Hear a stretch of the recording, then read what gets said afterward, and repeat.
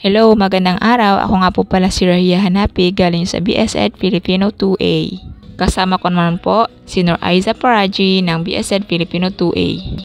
Ngayon, ating pag-uusapan ang patungkol sa Zamboanga Peninsula. Ang rehiyong nasa katimugan ng Pilipinas ay ang rehiyon Siam, ang Zamboanga del Norte, Zamboanga del Sur, Zamboanga Sibugay at Basilan ang bumubuo ng rehiyong ito. May apat itong lungsod, ang Dapitan, Dipolog, Pagadian, Zamboanga. Ang sukat ng rehiyon ay humigit kumulang sa 15,777 kilometrong parisukat. Sa Zamboanga del Norte matatagpuan ang pinakamataas na bundok, Dabia.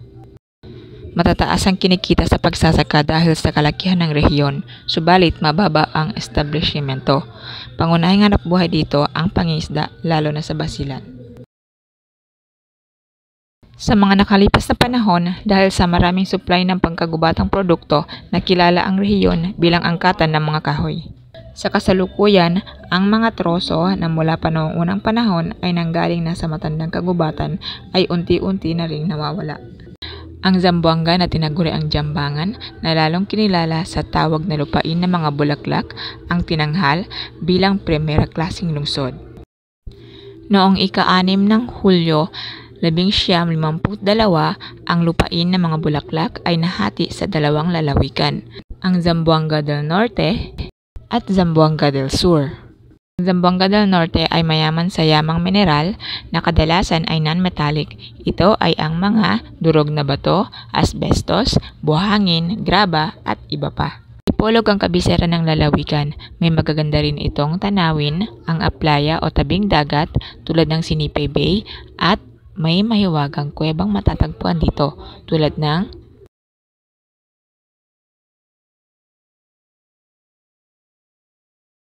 isa sa mga mahalaga at makasaysayang lugar ng kabisera ay ang Dapitan Shrine. Ang Zamboanga del Sur ay galing sa salitang Malay na ang ibig sabihin ay paso o lalagyan ng bulaklak. Pagadian City ang kabisera nito na mas kilala sa tawag na Little Hong Kong ng Pilipinas dahil sa geographical na pagkakatulad ng lokasyon sa Hong Kong. Ang magagandang tanawin tulad ng Pasunangka Park, 300 Port Pilar na kung saan naroon ang grotto ng Lady of Pilar. Ang Santa Cruz Island, isang islang may magagandang baybay dagat at makukulay na mga korales. At ang barter trade market na bilihan ng mga gamit pang Muslim. Rehiyon ito ng magaganda at makukulay na mga binta at layag. Matatagpuan sa rehiyon ang tangway ng Zamboanga sa Mindanao ay ang Zamboanga Sibugay. Ipil ang kabisera nito. Ito ay naging ganap na lalawigan sa bisa ng Batas Republika bilang 89-73 noong 22 ng Pebrero 2001 at binubuo ng 16 na munisipalidad.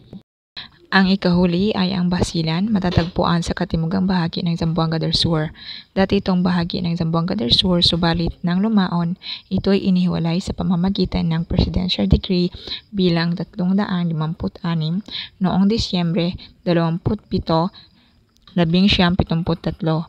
Ito ang pinakamaliit sa 4 na lalawigan ng rehiyong Siam at binubuo ito ng 3 munisipalidad, ang Isabela na siyang kabisera nito, Lamitan at Maluso. Goma o Gomahan naman ang pangunahing hanapbuhay dito sa Basilan.